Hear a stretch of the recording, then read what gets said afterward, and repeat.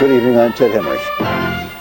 I wasn't raised in Cleveland, but I love this city, and I think it's a great place to live. I enjoy going out and meeting the people.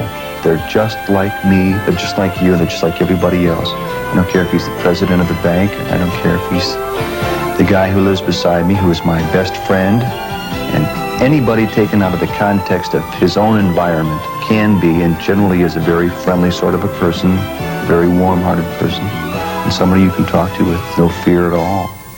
Why don't you introduce Don Webster? We always do it every night, and you never have the honor. Oh, he didn't come. I don't know what he's going to say. I won't believe him anyway. You know, he stands there for hours figuring it out. And it rains when he says it's going to sunshine. He told me it was going to be cool today. Well, you know what? He won't be standing here for hours tonight. Why? We've just about eaten up all of his time. Oh, well, where is he? Here he is. Don, out of here waiting.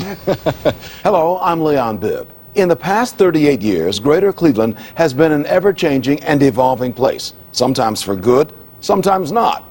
And during all that time, Ted Henry was always there to show the people and events that shaped our world.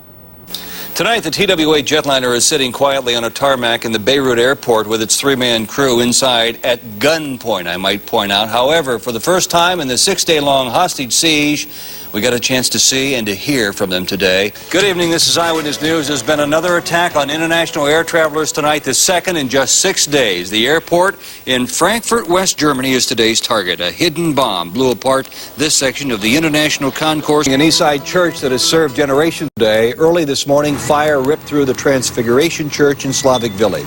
It was nearly 1 year ago that Amy Mahalovic was kidnapped from a Bay Village shopping center. And today, Amy's mother, Margaret, spoke out about her ordeal. The budget battle in Washington rages on as the Friday midnight deadline quickly approaches now. President Bush said he will let the federal government shut down completely if lawmakers don't come up with a deficit reduction budget that he likes. Even though he was comfortable behind the news desk, Ted's passion was always out in the field, seeking out real people and real stories. Every 32 seconds, a car is stolen, and a man who claims to be responsible for many of these thefts is a Clevelander I call Mr. Z. Ted wrote, produced, and hosted a number of regular news series throughout the years, such as Wednesday's Child. In those reports, he helped to find homes for children in crisis. Another popular series was Ted Henry's Journal, in which Ted looked at a compelling cross-section of the human condition. Those without homes are around us everywhere, even though we sometimes don't see them. It's early in the morning. It's just starting to rain a little bit. I'm standing under the Detroit Superior Bridge, and for a total of 8 weeks, right under here, it served as the home for Brant Dales. Because of drugs, it has never been more dangerous to be a cop. Tonight on my Journal Report, a follow-up on police officer John Brady, the man who was shot in the back last month following a crack deal. Cancer is the second leading cause of death for all Clevelanders. But for minority women in Cleveland's inner city, cancer is the leading cause of death, and by a wide margin. The number of black women in the inner city who die today because of cancer, it's 43%. But this figure could be and should be much lower if people were simply more aware of early cancer detection programs. On the night Tyrone Mitchell was killed, he was doing something he loved very much. He was here at the Salvation Army gym watching a basketball game.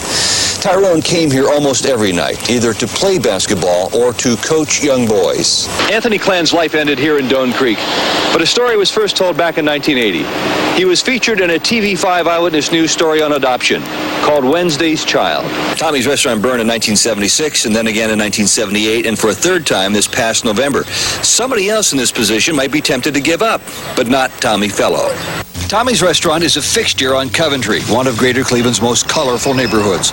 But why his luck has turned sour 3 times here is still a mystery. I don't really know. It just seems that I always tend to be in the wrong place at the wrong time. Still, another weekly series that viewers enjoyed was called Ted's Everyday People, in which he profiled the lives and careers of Greater Clevelanders.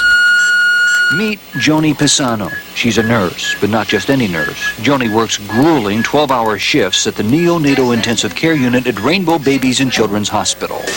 This place can take everything out of you. It drains you of everything you have. And what exactly is it that David Grattan does? David is a VMD. That's a fancy way of saying he's the visual merchandising director for Higbee's. He's the man who trims the windows and makes the displays throughout the Higbee stores. We walked up 12 floors to meet Chad. Scary? He says you get used to it. What happens when you look down? Just keep walking. As far as the size of the beam, it's one size fits all shoes. If you had your chance to do anything else, what would it be besides this? Be a male go-go dancer.